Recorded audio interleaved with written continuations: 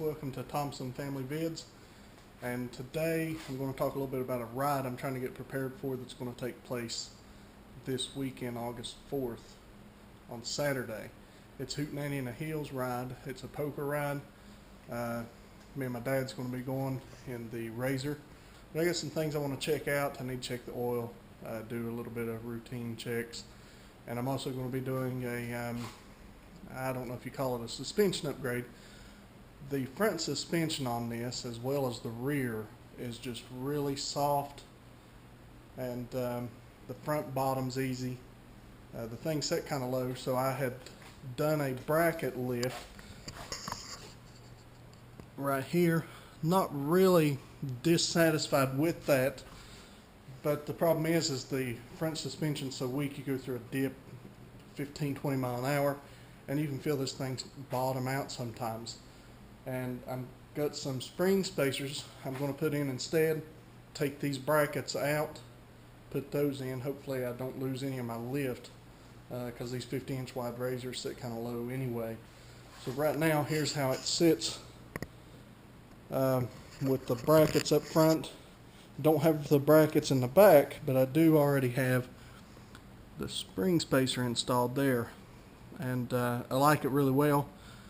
It stiffened the rear up enough so I can haul some cargo and not bottom every time I go across a hump, dip in the road or anything, and it stiffened it up enough to give it some lift, and at the same time it's not harsh.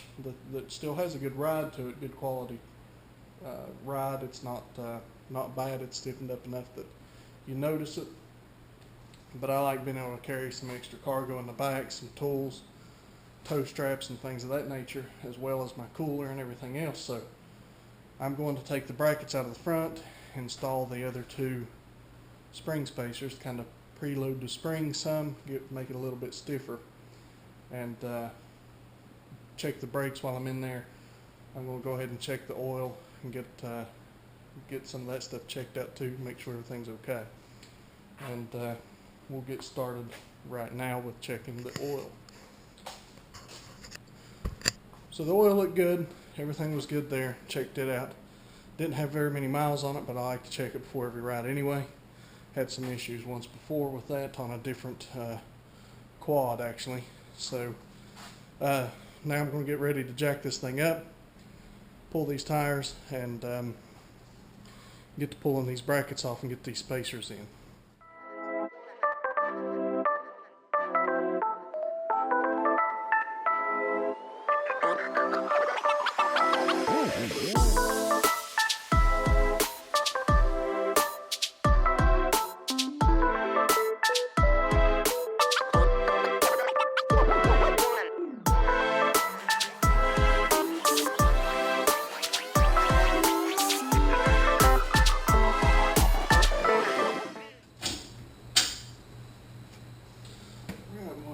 That bolt, it'll go back. Now that this is out, I can get it put in my vise, and I've got a couple of endless strap loops that I'll loop through here. One on each side. I'll pull this thing down, pull this retainer ring out. I'll slide that spacer over top, slide this retainer ring back in. It clips down under this, and the pressure is what holds it all together. I'll go through this process on the first side, and then the next side I'll just skip over. It'll be done the same way.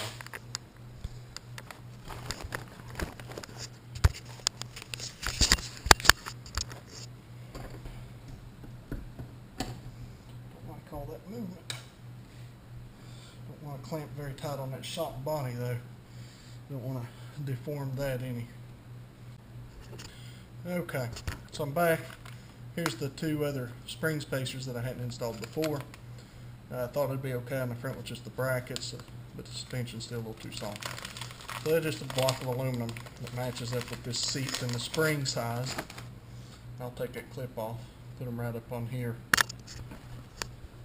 once I get that compressed. Set that there. And here's the endless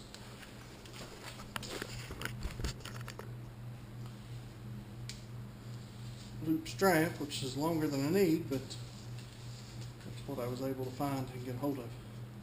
So I'll just fish it through, loop it back through here.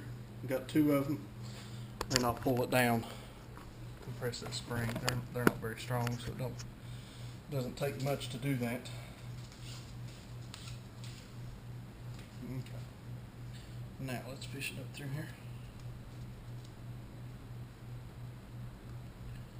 And up here. Pull this through.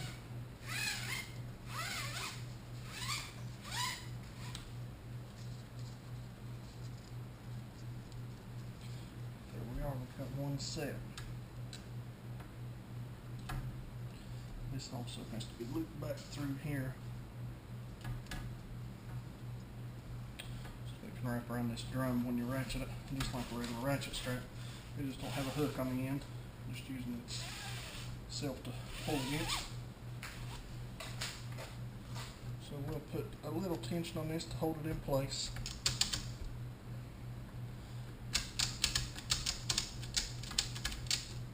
And that's good enough for now. We'll get this other strap in.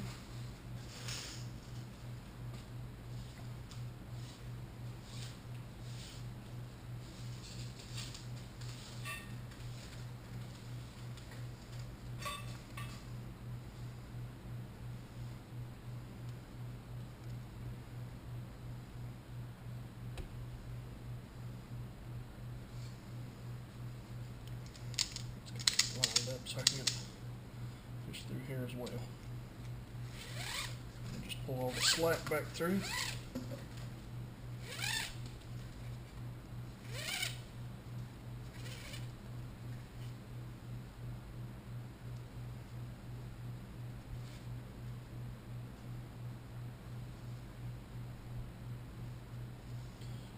Put that through a little bit crooked, but we'll straighten it right here.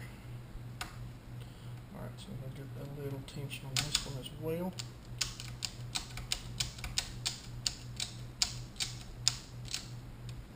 You got to be careful. These things do want to try to slip where these springs are curved, have the coil to them. So, let me get this on down and watch it.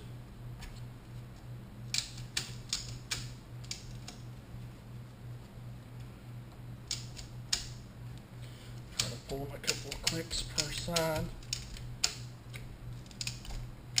And you can see this one is almost loose enough to come off of there already. Doesn't take much. Still got to be careful. There'll be quite a bit of tension on this, even though they're not very stout springs.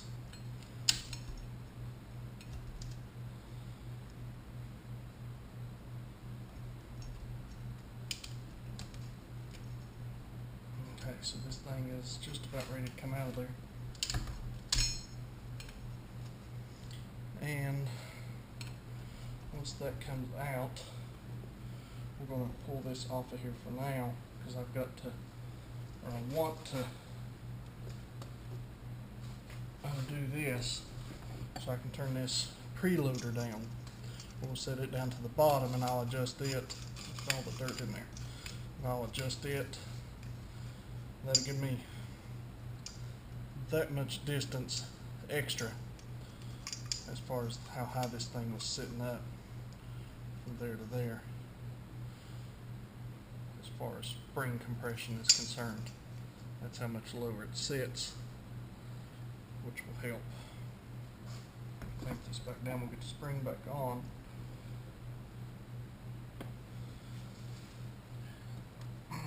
And we'll see how far we're going to go with this to get this spacer on there.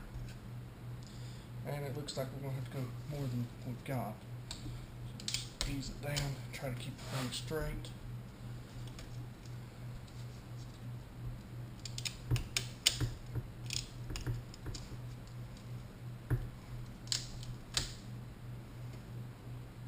So drop this down. And we're still not far enough to get under that cap there.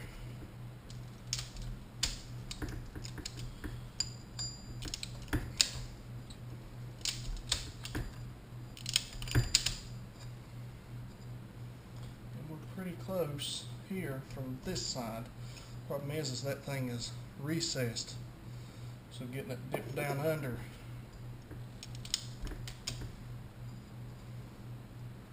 is a little interesting. And there we go. So we got to make sure this spring stays lined up in this shock when we release this. And I'm going to try to do it in a slow fashion and use the ratchet to help. Let's see here. Let's come back here. Crank it like we're going to crank it up.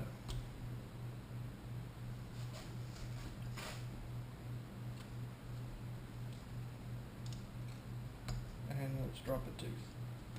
Maybe two if we've got room. Now it's held on that tooth. Now we're going to make sure we keep everything lined up as we go back up. This side you'll be able to see a little better. I'm going to take tension. This is what's holding this from spinning back with these teeth. So I'm going to pull this up,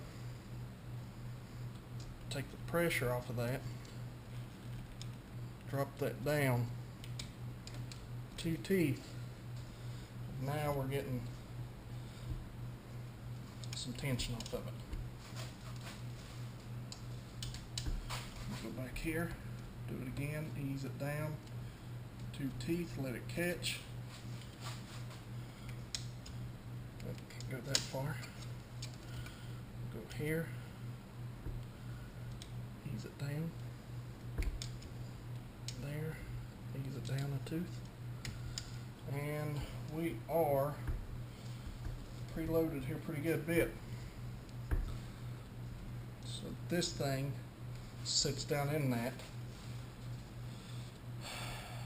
So we should be able to undo this. Yeah. Just like that, since we've already let the spring tension rest up against this clip and everything. So now we'll pull this out of here.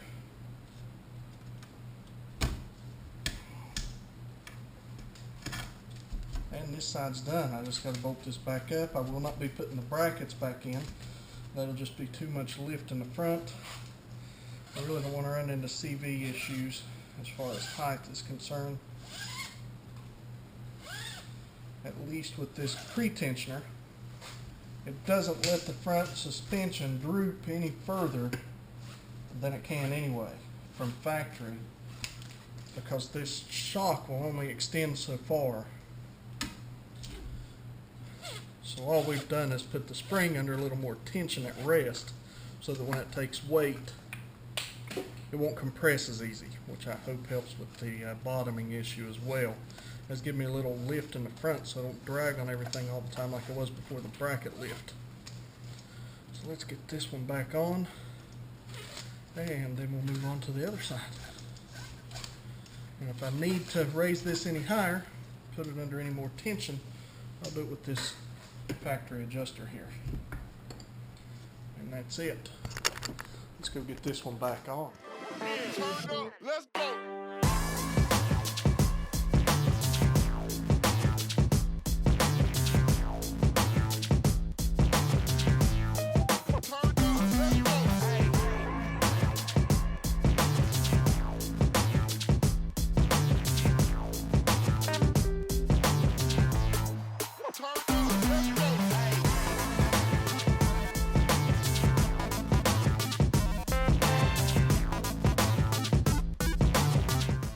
Okay, now that we've got it finished, dropped it down, I've kind of flexed the suspension some.